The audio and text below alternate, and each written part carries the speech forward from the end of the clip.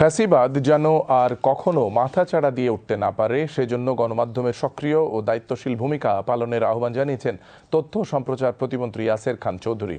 16 June সংবাদপত্রের কালো দিবস উপলক্ষে আওয়ামী শাসনে গণমাধ্যম ও জুলাই অভ্যুত্থানের চেতনা শীর্ষক আলোচনা সভায় তিনি এ মন্তব্য করেন। প্রতিমন্ত্রী বলেন, গত 17 বছর গণমাধ্যমের উপর হস্তক্ষেপ করা হয়েছে, সম্পাদক ও পত্রিকার কার্যালয়ে হামলা হয়েছে। ফ্যাসিবাদের ভিত্তির উপর দাঁড়ানো রাজনৈতিক শক্তিগুলো ক্ষমতায় এলেই স্বৈরতান্ত্রিক আচরণ করে বলেও মন্তব্য করেন তিনি।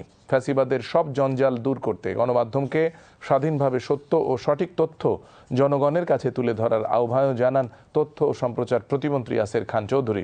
অনুষ্ঠানে ন্যাশনাল এডিটর্স কাউন্সিলের যুগ্ম আহ্বায়ক ও দৈনিক আমার দেশ পত্রিকার সম্পাদক মাহমুদুর রহমান সহ গণমাধ্যম ব্যক্তিত্বরা উপস্থিত ছিলেন।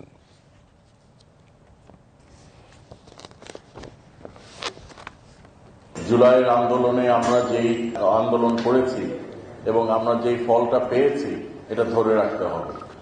ফ্যাসিস্ট যেন মাথাচাড়া দিয়ে উঠতে না পারে সেদিকে আপনাদের যেরকম অংশগ্রহণ, আপনাদের যেরকম সহযোগিতা প্রয়োজন, রাজনীতিবিদদের যেরকম সহযোগিতা প্রয়োজন, ঠিক তেমনি সকল শ্রেণী পেশার মানুষের, ইলেকট্রনিক প্রিন্ট মিডিয়ার সহকর্মীদের তাদেরও এখানে অংশগ্রহণটা খুব জরুরি।